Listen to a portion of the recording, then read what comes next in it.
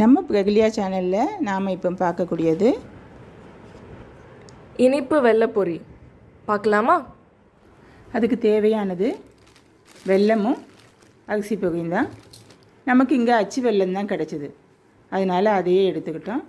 நம்ம எவ்வளோ பொரி வச்சுருக்கோமோ அதுக்கு தேவையான அச்சு வெல்லத்தையும் பாத்திரத்தில் சேர்த்துக்கணும். கொஞ்சம் தண்ணி ஊற்றி அந்த வெல்லத்தை பாகு காய்ச்சணும். நாம் எடுத்த வெல்லத்தை கம்பி பதம் ஆகக்கூடிய அளவுக்கு நாம் பாகு காய்ச்சணும்.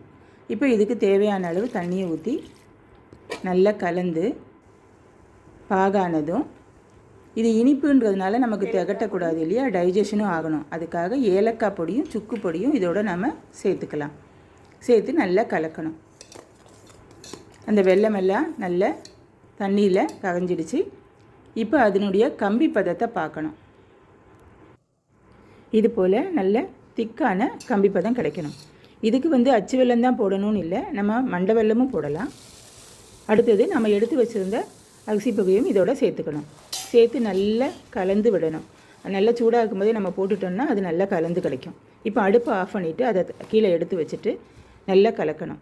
அது சூடாக இருக்கிறதுனால துணியை பிடிச்சிட்டு நம்ம அதை அந்த வெள்ளைப்பாகும் இதுவும் நல்லா ஒன்றா சேர்ந்து கிடைக்கணும். அந்த அளவுக்கு நம்ம கலந்து கொடுக்கணும். இதை கலக்கும்போதே நல்ல வாசனையும் மணமும் கிடைக்கும். செய்து முடித்தா அடுத்த நொடியிலேயே எல்லாம் காலியாகிடும்.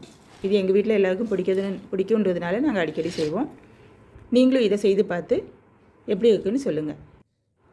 நல்லா கலந்த இந்த மிக்ஸிங்கை நாம் இப்போ ஒரு ட்ரேயில் மாவு தடவி அதை நல்லா ஸ்ப்ரெட் பண்ணி போடணும். போட்டு காஞ்சதும் அதை பீஸ் போட்டு சாப்பிட வேண்டியதுதான்.